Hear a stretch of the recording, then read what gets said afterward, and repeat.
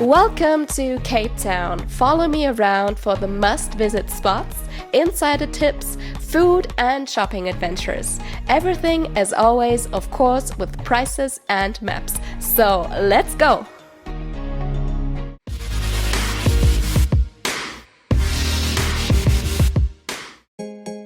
Hello and welcome back to a new video on the urban jungle. Let's waste no time and start right with number 1, beautiful Bull Cup. This district is located right in the city center, so pretty easily accessible. Of course, it's famous for its beauty. Just look at all these colorful houses, every house a different color. Wow, this is really a vibe, perfect for some Instagram pictures or just to stroll around. And there are some sellers on the street, some art galleries, and the people here were quite friendly.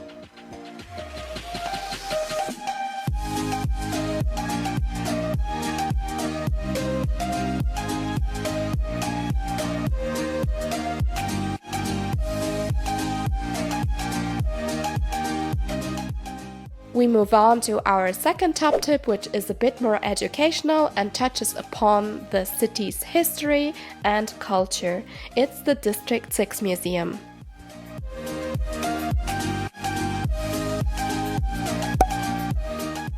The entry fee is only 50 Rand per person, and this includes a guided tour by a local who has lived during the apartheid and will tell you exactly how colored people of District 6 were moved out all over the country just for the new laws at that time for apartheid. And it's really well explained. It's very rich in detail and examples, so you can really get a grasp how it must have been for the citizens.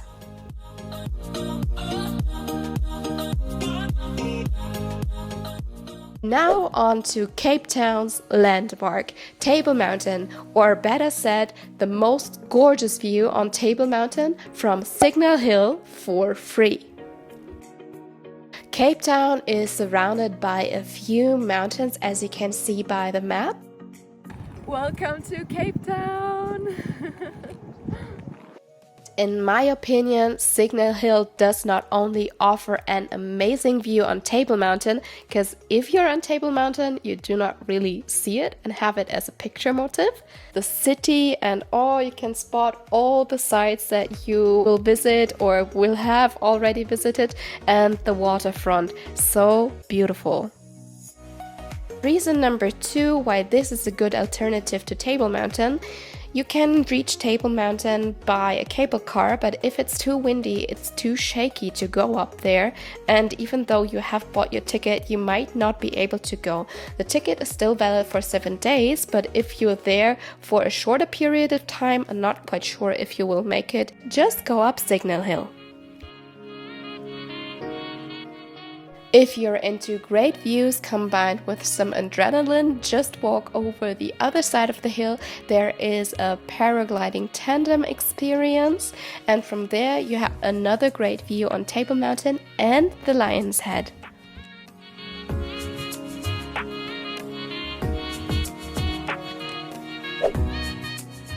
Time to stroll around freely and make unique own experiences in this beautiful city. In this regard, a note on safety, and this is only my opinion from my experience. My friend and I, we were only exploring Cape Town during daytime, so when it gets dark, go home. Apart from that, we felt quite safe, we watched our stuff. If you're aware of what you're doing, if you have a plan of where you're going, I think it's totally safe to go, but be aware of the fact that people will come up to you and ask for money just because it is quite obvious that you're a tourist. On the other hand, we had also some very nice encounters, so just be reasonable, don't be naive, and enjoy the city.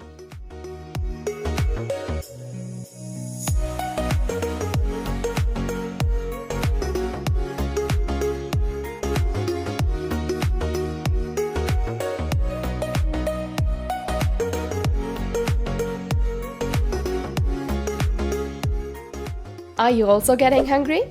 Then let's visit Marco's African place. It's a restaurant that specializes on deliciously prepared meat. It's not the usual steak, I promise. There's also sections for vegetarians, just to let you know. If you go there, I recommend you take the Pan-African platter because it offers you springbok, ostrich and kudu.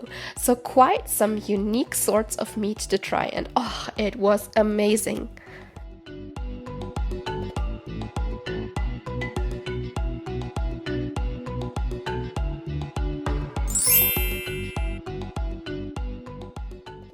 At this point of the video, you might be wondering, how do I get to places that are too far to walk to? Well, the answer is easy. Just buy a day ticket for the red sightseeing hop-on hop-off buses.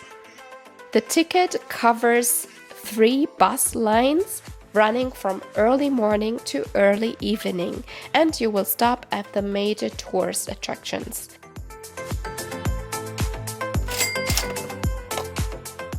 You will be provided with some headphones that you can plug in during the ride and listen to some information on Cape Town itself and of course the sights.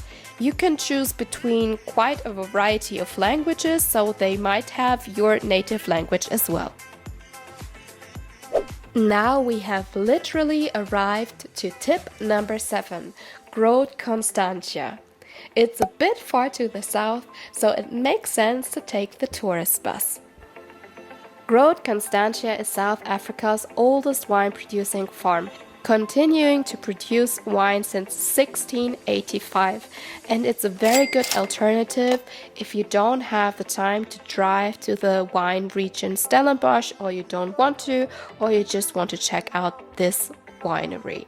And you also get a very good deal here. For 140 rand, you will receive a guided tour through the wine cellars and afterward a wine tasting. So you can choose 5 wines out of their wine menu, and then yeah, you can try the wines, and as a little special, you will be gifted the wine glass that you had your tasting with. So here we have the 2022 rosé with a fruity scent, delicious. So I think this is a really nice memory, and of course you can buy their wines also there, but you're not forced to if you don't want to.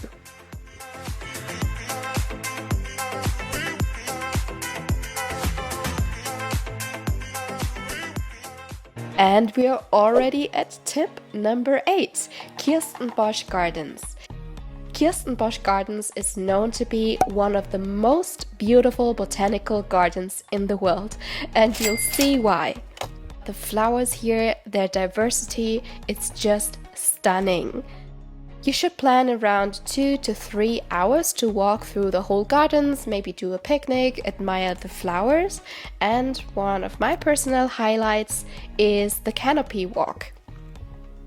It's just so amazing to have this 360-degree view all over the garden, over the lush green mountains, and at the horizon you see Cape Town itself. Before you make your way out of the gardens, make sure to stop by the souvenir shop. They have quite a big variety of souvenirs if you're into that. And then I hope to see you in part 2 of the video, because these were only the first 8 tips of the top 15 to do in Cape Town. Thank you so much for your support. Leave a like and comment down below if you enjoyed this video, and then see you in one of my next videos. Bye!